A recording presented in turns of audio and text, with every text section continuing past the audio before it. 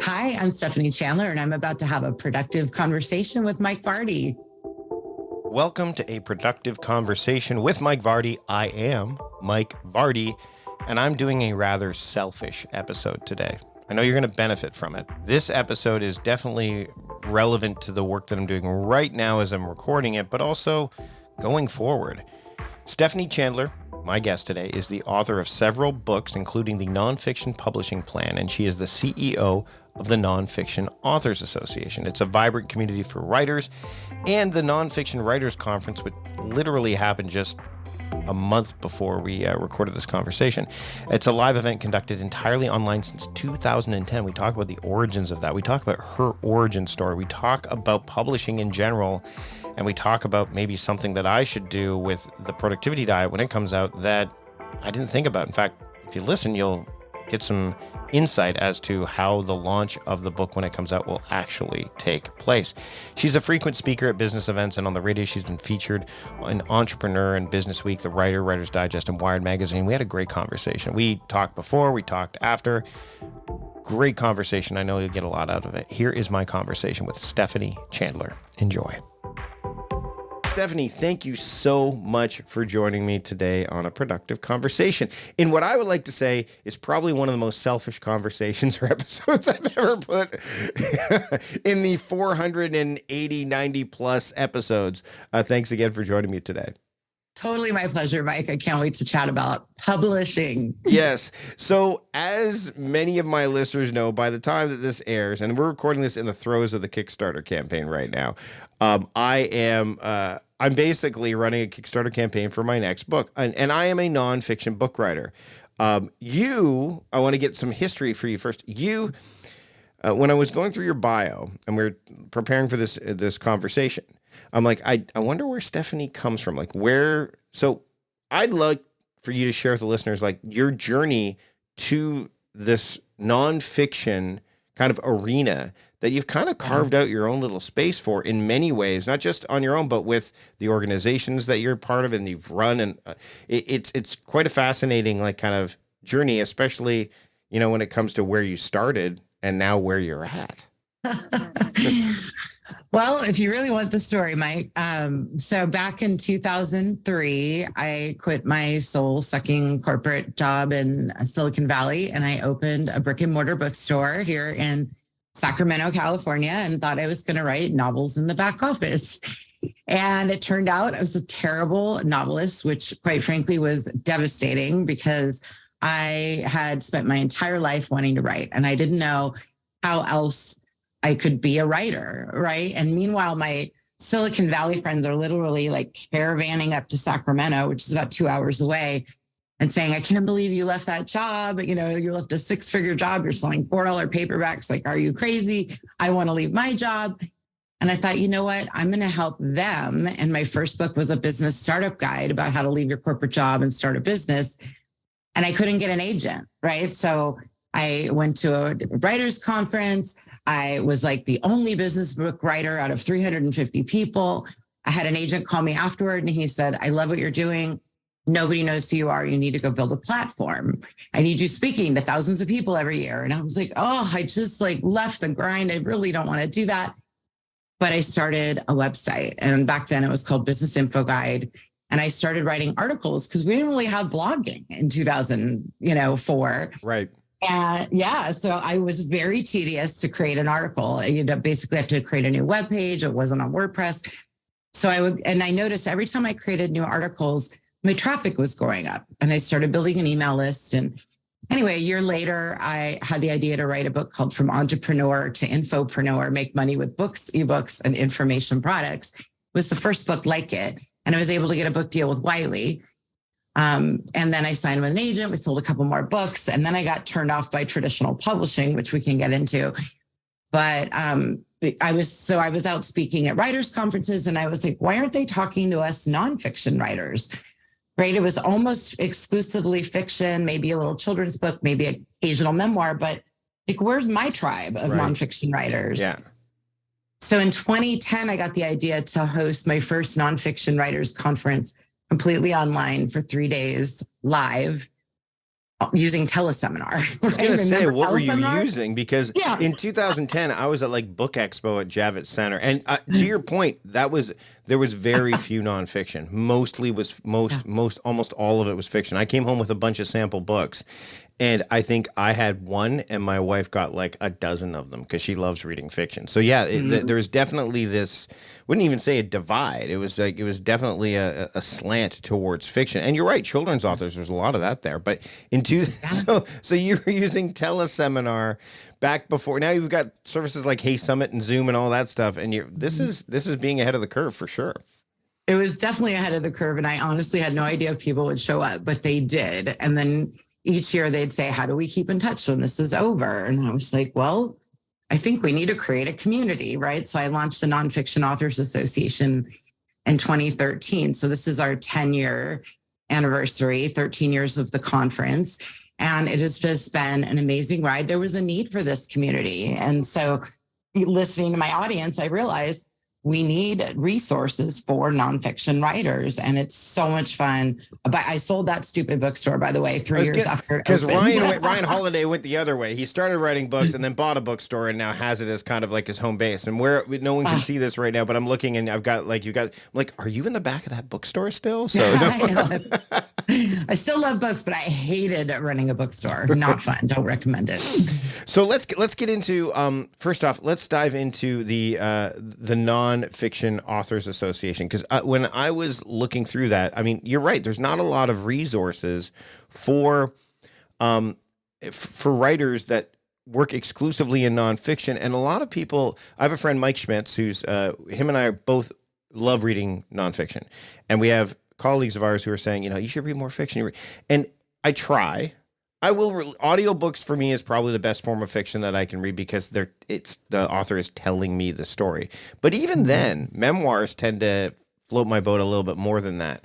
So you started this community, and you've got the conference that literally, as we're recording this, happened a month ago, I think. When you started to put it together, especially because community is all the rage right now, what were some of the things that you did when building that community that worked, that somebody now, when they were starting a community, would benefit from knowing, right? That they could say, hey, I want to expedite the building of a community that's not that for a group that's being underserved. What were some of the things that you did that seemed to click? Great question. So I was really focused on benefits for members. What do they want? What do they care about? I'm always listening to my audience. And honestly, Mike, I have a rule for myself. If somebody asks me a question that I haven't already answered with a piece of content, it goes on a list and becomes a piece of content. So the very first thing was to load up this site with the behind the membership wall with content, templates, checklists, reports, recordings. So I really wanted it to have an educational focus because, quite frankly, there's a lot of bad information out there in the publishing world too. So that was the focus. And then, bringing people in, again, we were doing teleseminars back then. And I learned a lot about SEO early on. So blogging was a big factor for us. Mm-hmm. And it honestly really grew very organically because so I launched in May of 2013. In October of 2013, my husband died unexpectedly, totally imploded my life. And I spent a year recovering from that. And meanwhile, I had one assistant who was basically keeping things rolling while I was pretty much checked out. But what happened, Mike, is the community grew anyway. Wow. Like it grew in spite of the fact that I was barely there. And I realized there's a need for this. So when I was able to kind of pull myself together and get back, it just has exploded from there. And every year we grow more and more. And it's just so much fun.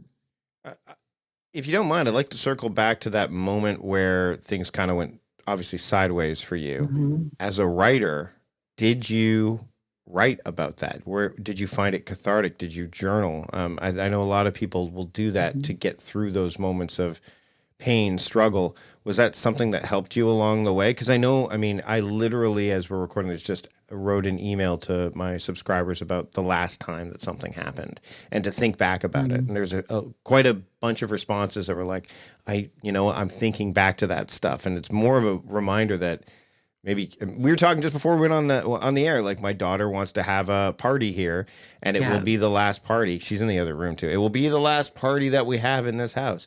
But that's something that, you know, I mean, and I mean, that's not to say that that's a struggle or a challenge or anything, but do you find that working through that stuff, writing has helped you? Oh my gosh, so much. And honestly, at some point, I'd like to focus more on the writing to heal aspect because no question, I journaled like crazy. I've got written manuscripts about it. I mean, I lost my husband to suicide. I'm very open about that. Very tragic. He was a great man. He struggled for many years. And I really think it's also helpful in the mental health awareness space to write, to get your feelings out. It helps you process them. So yeah, I'm a huge advocate of journaling and writing for that healing process. Speaking of overwhelm, I would imagine that the community, and I mean, I'm literally, as I was going through, I'm like, I need to be part of this community because there's a lot of overwhelm. When you feel like you're on an island, I'm literally on an island, by the way. I live in Victoria, Canada, which is on Vancouver Island, but you feel like there's a lot going on. And I want to start with this particular angle before I go into the blogging versus book writing thing, because it's a very different thing, but not just in terms of the writing, but the feedback that you get, not external, but internal. So the overwhelm that writers face, especially nonfiction writers, like, you know, there's so much advice out there. There's so much, like you said, competing information, some of which is, closer to spot on than others. What are some of the things that you've found as you've been, navigating the community and building it, that you were, let's say, one piece of information that you keep hearing again and again, and you need to dispel the myth of like, hey, dial that back. This is not necessarily the case. Here's something that you might want to try or consider as an alternative, or here's really what's going on. Well, what comes to mind in regards to writing is those write your book in a weekend programs. I just don't think that's a good idea. And, but I also think you can chunk down that process of writing. It does sound like this monumental task. I hear this all the time. But my response to that is, let's say you want to write a 50,000 word manuscript, and 1,000 words is 3 typed pages. If you wrote 3 pages a day for 50 days, you'd have a first manuscript. So it really, if you look at it from those terms, it's not as difficult as it sounds. And it gives you time to process it rather than trying to write a 15,000 word manuscript in a weekend and call it a book. That's just not a book. It's the same thing, I guess, as AI writing now, right? There's a lot more generative AI tools. People are like, I'm going to write a bunch of books. I'm like, is that really writing? I don't think that the process of writing a book in a weekend or a week, it's almost like I want to have written as quick. It's the quantitative productivity battle, right? Like I want to check that off as quickly as possible, as opposed to, and then I can say I wrote a book, as opposed to the process of it, which I know and isn't. It can be prolonged, and it should be, I think, prolonged to a degree, right? Absolutely. I mean, James Clear comes to mind, right? Atomic Habits, fabulous book. He spent years writing that book. He did not write it in a weekend or a week or even a month. He spent years. And I think people forget that's a huge part of what makes a book successful is that it's a great read, that you want to go tell 3 friends about it. And that book, I did that. I still sing its praises. I love that book.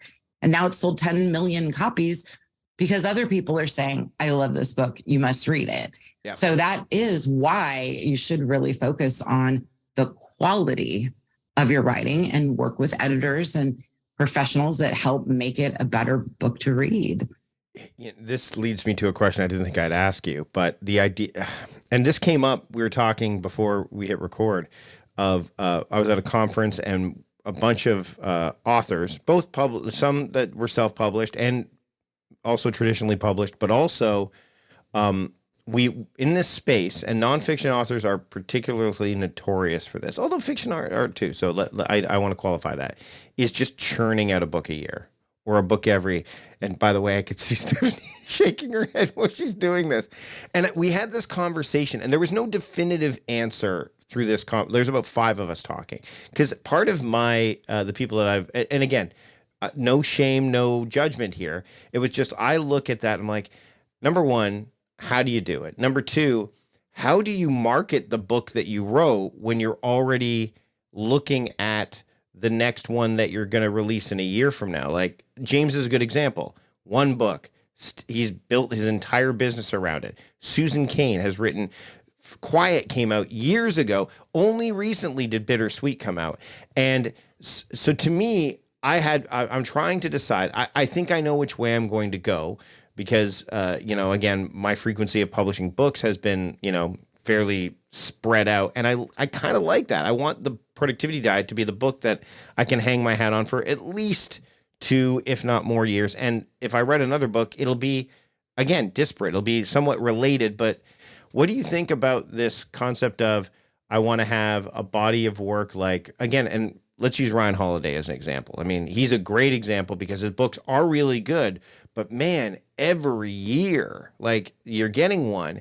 And to me, it's almost, it can be overload. It can be, so what are your thoughts on the, like, let's release a book every year to year and a half versus let me get that one book done and then ride that wave.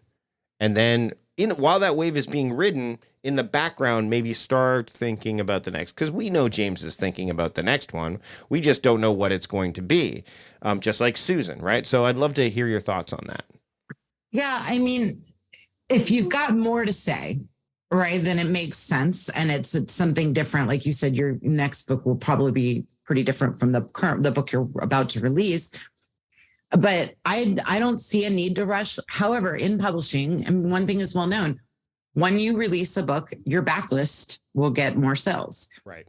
So there are benefits to every time you release a book, more people discover your previous books. I can see why Ryan approaches it that way. Michael Hyatt is another example. We were just talking Michael about. Hyatt Michael does that too. Yeah, extremely absolutely. prolific. Yep. So, I guess it depends on you. If you can write really good books and you can churn them out, I mean, more power to you. I can't do that quickly and feel comfortable. I want to love a book before I put it out in the world. Well, and I also think as I was having that conversation and even percolating on it since getting back, is just because you don't write the book, there are other ways to get that content out there. Video, blogging, email newsletters, to test your stuff, to see if it's resonating, asking. I mean, people, it's funny, writers before, like back when you were starting out, they didn't have as direct access to their audience as they do now. There was always that middle person, which we will definitely talk about traditional publishing, because there was definitely, that's one of the things. There was the writer and then the publisher, and, reaching the audience, you couldn't do that nearly as directly unless you went on book tours and all that stuff. And even then, so to me, it's almost like proof of concept writing along the way, exploration, the process of, and that to me is being a writer, as opposed to, I got to get a book out and I got to write a book in a week. I got to write a book or I think there's that exploration, because, and one thing someone asked me, and I've said this to even my family, they're like, when are you going to retire? I'm like, I'm a writer. I don't retire. I don't retire till I expire. Like, I don't, like, I may slow down. I may change the type of writing I will do, but it's one of those things that's intrinsically linked to me, which makes it both amazing and also can be a source of anguish and anxiety at times too. So can we dive into the other, especially when it comes to marketing, because that's something that you have a real degree of expertise in, is the things that authors can do, especially if someone's listening right now, like me. What can they do to take the book that they've written, or maybe a book that they've written has been kind of out in the world for a while? Yeah, and languishing. Yeah. What can they do to kind of bring more readers to it? So the very first thing I always tell authors is to get super clear about your target audience, ideally before you write the book, right? And I'm a big believer in niching down. I don't think that any book appeals to everyone at all. That's just not possible. So I think that's a critical ingredient that a lot of writers miss. Now you're super clear on your audience. You've been doing your podcast for years, and that's going to help you tremendously. But that is step one. Know your audience and know what their pain points are. What are their challenges and interests, and how does your book solve their problems or make their life better in some way? That is so essential, and that becomes part of the messaging of the book as well. And then from there, planning your launch, number one is, I call it your tribe of influence. Who do you know that can help you get the word out about your book? And I actually make this an exercise. So when I'm getting ready to release a new book, part of my marketing plan is to literally spend an afternoon thinking about, who do I know? Who should I send a review copy to? I will go through my emails. I will look through my past podcast interviews, right? And because you forget. Yeah. You forget. Yep, absolutely. It's funny. I just literally showed you like one page that I have to follow up with as the campaign gets coming to a close, of reaching out to them. But not only that, what's interesting about the crowd is I've got this launch happening right now for the book that's been written, and now we're finishing it up. But when the book comes out, I get a whole nother launch cycle. So there's a strategic element to it too, where I'm like, if I don't want to burn out that favor, for lack of a better term, but I also know that there's certain people that I want them to be holding the book in their hands when they promote it, as opposed to, here's the campaign. I'm going to get 2 launch cycles, possibly 3, again, knowing my audience, because if the book comes out in November, that's great. But then January, when everyone's thinking about like late December or January, how do I be more productive? New Year's, oh my goodness. I'm like, hey, guess what? This is the time. Summer is a terrible time for me to be promoting a book about productivity, because nobody's thinking about being productive in the summer, right? Or very few. And if that's so, then they'll pick it up anyway. But the people that like January, critical mass. November, I want to finish the year strong, critical mass. And then, so I'm going to get those cycles. And I think we get those cycles regularly too. So would that be something that like, hey, this book's been in my back catalog for a while, it's time to think about it again? Is that a way you can resurface them, as well as thinking about the seasons? Yeah. So summer in general is not a good time to launch a nonfiction book, because like you said, we're not focused. Our kids are home. We're doing other things. So not a good time. My 2 favorite times to launch books are January, February, and fall. So like August, September. When you get into November, Mike, I start to worry a little bit. Let me tell you why. Sure. Because by the time it's January, the book has a copyright date that's a year old. So it's the appearance that the book was out in 2023. It sounds like the book's a year old. That's a good point. So I often talk nonfiction authors into pushing their book launches into January. And you have a book that would do really well in January because people are so focused. And what you could do, Mike, is put that book on pre-sale in November. That's a great idea, because the Kickstarter backers are getting it in November. Put it on pre-sale in November, the January release. Yes. Brilliant. See, this selfish / selfless conversation. There you go, everybody. You're getting, anyone who's listening right now, it's a nice little tease that if you back the campaign, good on you. You're going to get the book before anybody else. But if not, that's when so there you go. See, this is great stuff. Let's shift gears to talk about traditional publishing, because I want to make sure that we hit this. You and I, before we chatted, before we hit record rather, talked about the model. There's several different models, right? There's just straight self-publishing, there's hybrid, and then there's traditional publishing. I know that there are people who solely self-publish at this point. I know people that love to have the hybrid model.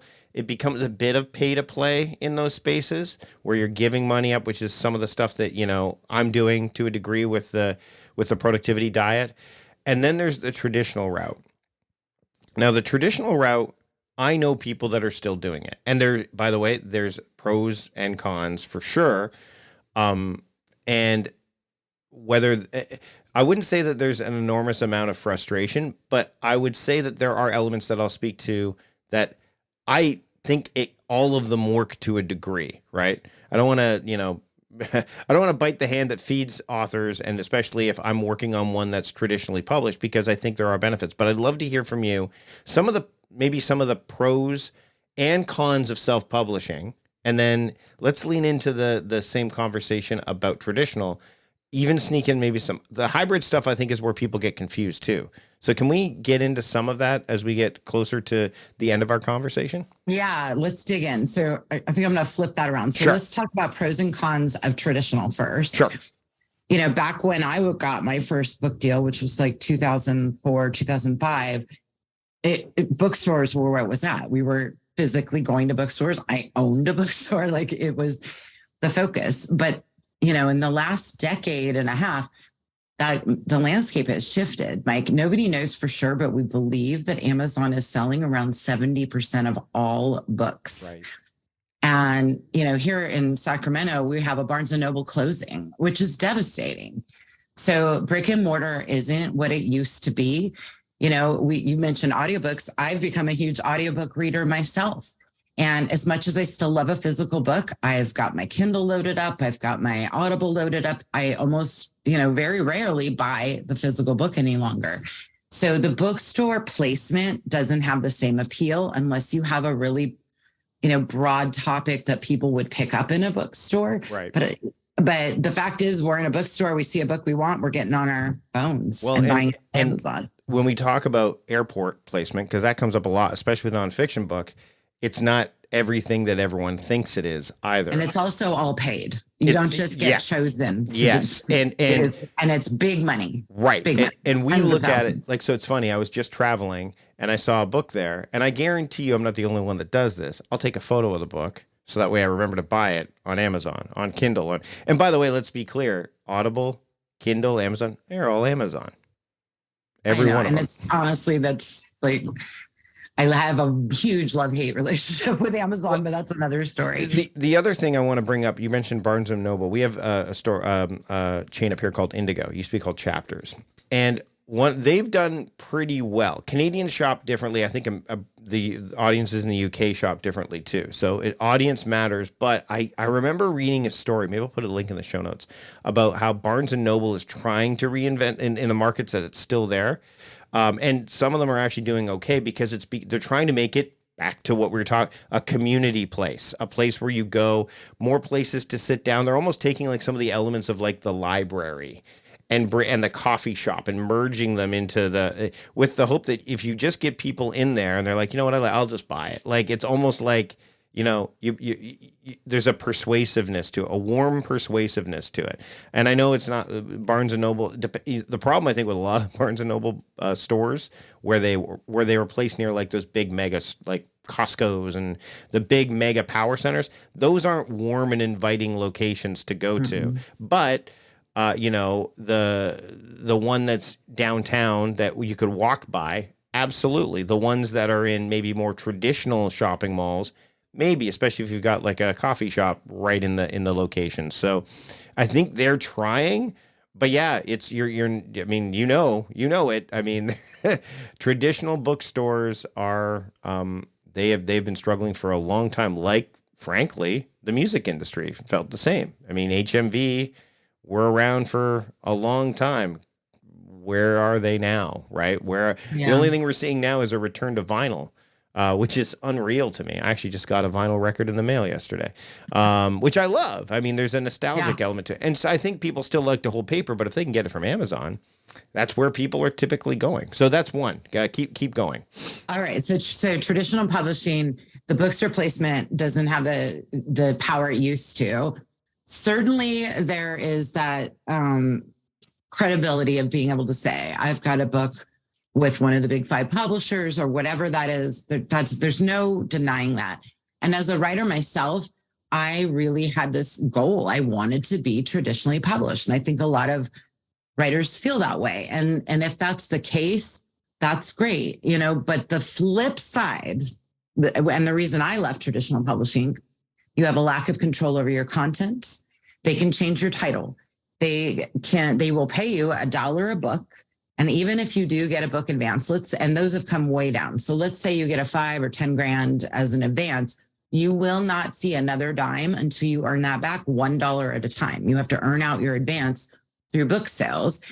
And they're not doing the marketing writers think they are, right? They're still relying on the authors to do their own marketing. They invest their marketing dollars in their sure things, in their John Grishams and their James Clears and it's those folks. So you have to work to prove yourself and do the heavy lifting. But what happened with my publishing experience, I had my titles changed. I had covers I didn't like. And the last straw for me was when the publisher called and said, we want you to remove a chapter from the book. We don't care which one. We need to cut costs.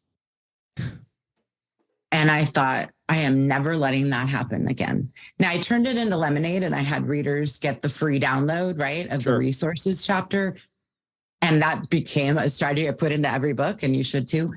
However, I was never going to let my content be controlled that way again. And I was doing all the heavy lifting anyway.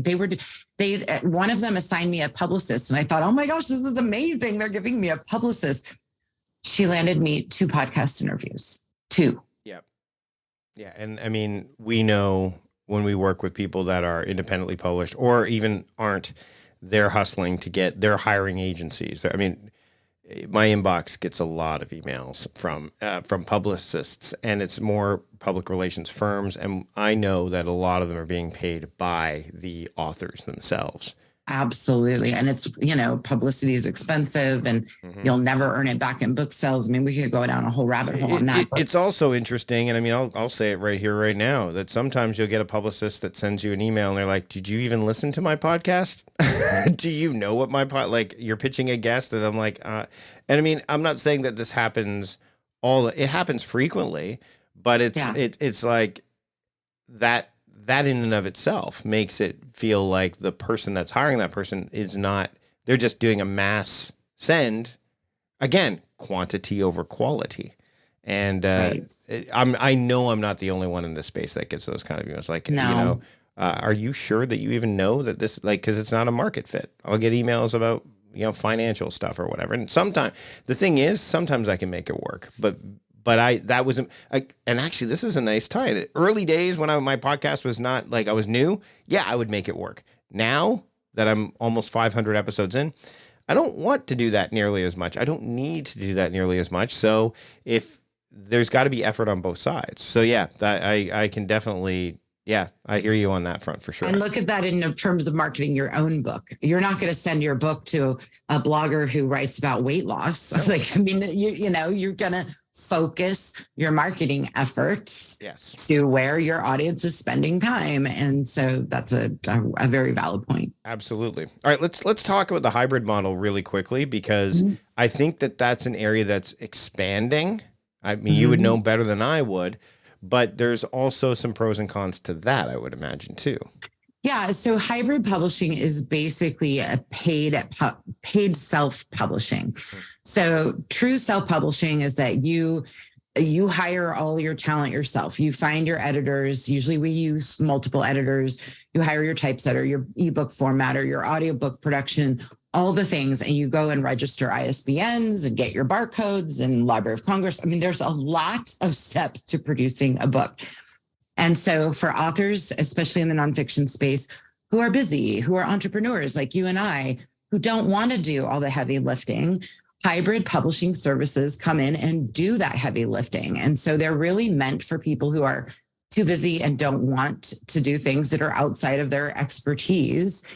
And yes, it's a paid service. You're going to pay either way. You're going to pay if you self-publish yourself, because you need to hire the right people. And please, please, please, if you self-publish, do it the right way. Hire experts, hire people that are experienced in cover design and editing and all those things. But that's where the hybrid comes in. And you might spend a little bit more with a hybrid, but you get professional services, especially if a key in the hybrid definition is that they vet manuscripts. They don't just publish anything in exchange for a check. Right. And the other thing I think that's worth noting there is you have control over a great deal of the process to it. And it's kind of like when you go with a virtual assistant agency over hiring a virtual assistant on your own, right? They're going to help facilitate. They're going to find the right thing. They've got the people they work with, et cetera. But then at the end of the day, that's where the cost, it can be a little bit more elevated, because you're paying for a service that has expertise in the area that they can pull from, as opposed to doing it on your own, whereas you don't have that expertise in you yet necessarily doing that stuff. Once you've done it, you might be able to just do it again and again and again if you can work with the same people or know what you're looking for, or now figured out what you're looking for, I think is the other thing too, right? It's an interesting model that I find is, again, it's almost, I think about it now. We just had Uber show up here in Victoria for the first time as we're recording this. And there was a lot of pushback because taxi companies didn't want them. It's the same thing with Airbnb versus hotels. And so the hotel lobby didn't like them, or the taxi cab lobby didn't like them because they were disruptive businesses. I think we're hearing the same thing with hybrid publishing. It's a disruptive business. You'll hear people in the traditional publishing space. I've heard it where they're like, "Oh, you shouldn't have to pay someone," or "Oh, you shouldn't have to do that." Again, this is where your organization, the association, can help, because it helps drown out some of that, the overwhelm, the noise that can infiltrate. Because all we want to do is, frankly, all I want to do is write. All I want to do is get my message out to the world and have an impact. And anything that can get in the way makes it that much longer for me to do that, or maybe eliminates it altogether, which is not what we want. I mean, it took a long time for me to just say, you know what, I am a writer first and foremost. I'm an entrepreneur, sure, but writing is my paramount thing. Yes, I have this podcast. I have people that come, I love your podcast. I'm like, yes, that's great, but it's the adjunct of what I do. The writing is my core way of creating content. And anything that gets in the way of making that happen, I am trying to eliminate. Finally, let's talk about the pure self-publishing. What does somebody need to know? You said you've given some tips already. As we close to wrapping up, what are the things that people should think about? You've talked about marketing, but first steps. I want to self-publish. I want to get my book out to the world. Where should they start? Well, definitely get some guidance, from somewhere reputable. So here's the thing. I am not a big fan of cut all the corners and do it as cheaply as possible. Now, if that's all your budget can afford, I get that. But I mean, you can go to KDP and upload your book and get it out in the world. It's not the ideal way, especially for those of us who are professionals and your book represents you and your business. So it really is a matter of finding the right talent. I see this all the time. Oh, I know someone who's a graphic designer. Oh, my grandson is, learning graphic design at school. I'm going to have him design my cover. And then I see the cover and it looks nothing like a professional book cover, because you really want your book to look like it was produced by a big traditional publishing house. So you want to get some guidance. That is where we come in, at Nonfiction Authors Association, is to help people avoid mistakes. And I wanted to jump back on one thing, sure, Mike, on the hybrid. Yep. Things to look out for, yes, right? Because there is a lot of bad actors out there. Yep. So things to look out for. Do you get to set your own retail price? Are you going to earn more on your book than the hybrid publisher? You should earn more on your book than your publisher should earn. Mm-hmm. That's huge. Do not lock in on a long-term contract. Some of them are looking for authors to lock in for 1 or 2 years. So if you self-publish and Random House calls and they want to acquire the rights to your book, you're stuck. You can't take your book back. So look for those long-term contracts. Do not sign them. And please, please, please, when you're investigating any publishing service, Google the publishing name with the word scam, with the word reviews, with, those things to make sure, because I will tell you, there are some that look very reputable and they are not. Right. And there's some that are embroiled in lawsuits that don't pay their authors in a timely manner. So please be careful delving into that space. And there's also one that we thought was going to be around for a long time that I almost went with, and they are no longer accepting at this point. Okay. And so this happens too. And I see this a lot. So there's also maybe a book editor, a book coach, and they're like, well, authors are always asking me how to publish. I just started my own imprint. Right. And then they don't really understand the publishing industry. Mm-hmm. And maybe in a year they think, oh, this is too much work, I'm going to shut it down. I see this all the time. So just important things to look out for when you're hiring a hybrid. Stephanie, this has been a great conversation. It was incredibly helpful to me. I know a lot of people listening right now, it's the same. Where can people keep up with you, the association, and all things Stephanie Chandler? Well, thank you. Yeah, Nonfiction Authors Association.com is the hub. We recently launched nonfictionbookclub.com. So we're promoting our members over on that site as well. We just had our conference, so that won't be for another year. But I'm very active with our social media. We have a big presence on Facebook. Twitter shut us down, Mike. They shut us down. We evaporated, lost all our followers overnight for no reason. Wow. So that was a huge disappointment last year. But maybe Elon doesn't like some of the stuff. Apparently, Elon is not a fan. Yeah. I don't know what to say. It's mutual, to be honest. But yeah. So anyways, we'll have all the links in the show notes. Stephanie, thanks so much for having a productive conversation with me today. Totally my pleasure. Thanks, Mike.